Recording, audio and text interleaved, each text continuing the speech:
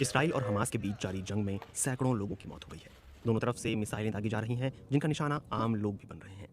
इस जंग में ईरान खुलकर हमास और फलस्तीनियों के साथ खड़ा दिख रहा है और बार बार इसराइल को बुरे नतीजे भुगतने की चेतावनी दे रहा है। कुछ दिन पहले ही ईरान के विदेश मंत्री ने इसराइल को खुली चेतावनी दी कि वो गजा में हमले बंद करे, नहीं तो उन्हें कार्रवाई करने पर मजबूर होना पड़ेगा। ईरान रेवोल्यूशनरी गार्ड्स के डिप्टी कमांडर ने इसराइल के हाइफा शहर पर मिसाइल हमले की भी धमकी दी। वहीं ईरान के सर्वोच्च नेता आयतुल्लाह अली खामेनेई ने कहा कि अगर इसराइल के हमले जारी रहे तो मुसलमानों को कोई नहीं रोक पाएगा। ऐसे में सवाल ये उठता है कि बार बार चेतावनियां और धमकियां देने वाला ईरान क्या वाकई इसराइल के साथ युद्ध में उतरने के लिए सक्षम है?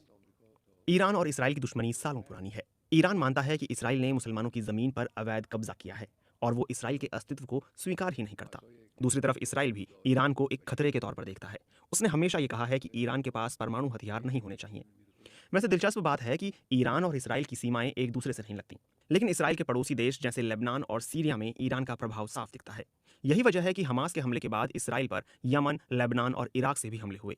इसराइल का दावा है कि ईरान ही अपने सहयोगियों से ये हमले करवा रहा है। जवाहरलाल नेहरू यूनिवर्सिटी में प्रोफेसर अश्विनी महापात्रा कहते हैं कि ईरान ने पिछले कुछ सालों में अपनी तकनीक में काफ़ी तरक्की की है। उसके पास अब एडवांस ड्रोन से लेकर लंबी दूरी वाली मिसाइलें तक हैं। उसके पास वो हथियार हैं जिनके बलबूते वो इसराइल का सामना कर सकता है, लेकिन फिर भी वो इससे बचना चाहेगा क्योंकि इसराइल के पास अमेरिका का साथ है। अगर जंग छिड़ी तो इसराइल को अमेरिका का साथ मिलेगा और उसे बढ़त मिल सकती है। वैसे ईरान और इसराइल के बीच लंबे समय से प्रॉक्सी वॉर चल रही है, लेकिन दोनों ही देश पूरी तरह युद्ध में उतरने से बचते रहे हैं। ईरान उन गुटों का लंबे समय से समर्थन करता रहा है जो इसराइल को निशाना बनाते हैं, जैसे हिजबुल्ला और फलस्तीनी चरमपंथी संगठन हमास।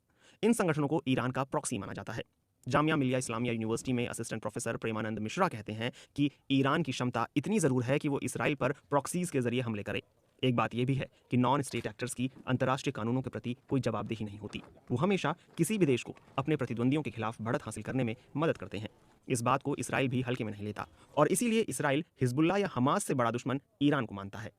हमास के इसराइल पर किए गए हमले के बाद कुछ विश्लेषकों ने इसे ईरान की जीत बताया। उनका तर्क था कि इस हमले से एक बार फिर फलस्तीन का मुद्दा अंतर्राष्ट्रीय मंच पर ताज़ा हो गया। हालांकि ईरान भी इसराइल के साथ सीधे जंग में उतरने से बचने की कोशिश करेगा और उसके पीछे ईरान के अपने राजनीतिक हालात भी हैं। ज्यादा समय नहीं बीता है जब ईरान में महिलाओं ने जबरन हिजाब पहनने के खिलाफ भारी विरोध प्रदर्शन किया। इसकी वजह से ईरान की सरकार पर भी खतरा मंडराने लगा था।